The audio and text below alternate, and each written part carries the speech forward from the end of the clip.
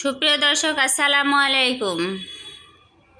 কে কে আমার মতন ছোট মাছের চচ্চড়ি রান্না করে খেতে পছন্দ করেন প্লিজ আমাকে একটু কমেন্টে জানাবেন।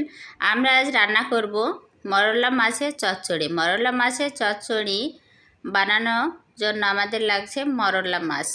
মরলা মাছ পরিষ্কার করে পানি দিয়ে ধুয়ে নিয়েছি এবং একটা প্যানে মরলা মাছ, 2টা কিউব করে কাটা আলু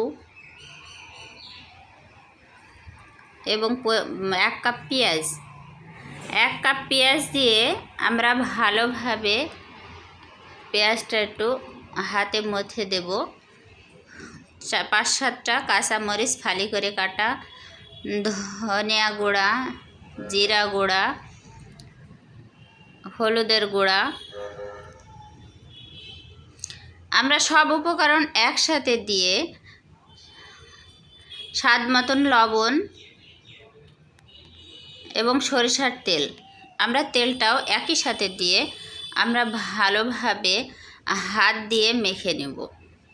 হাত দিয়ে এমনভাবে মাখবো যাতে আমরা যে মশলাগুলো দিয়েছি সব মশলা সুন্দরভাবে মেখে যায়। আমরা একটু সময় নিয়ে, মাছগুলা যেহেতু ছোট, আস্তে আস্তে আমরা আলতো হাতে মশলাগুলো মাখিয়ে দেব। মাখানো হয়ে গেলে আমরা 1 কাপ পানি দিব। পানি দিয়ে ঢাকনা দিয়ে ঢেকে পানি যখন শুকিয়ে যাবে আমাদের মরলা মাছের চচ্চড়ি রেডি হয়ে যাবে।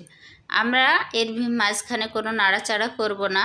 পানি শুকিয়ে গেলে আমাদের রান্না রেডি। দেখুন আমাদের রান্নাটা দেখতে কত লোভনীয়।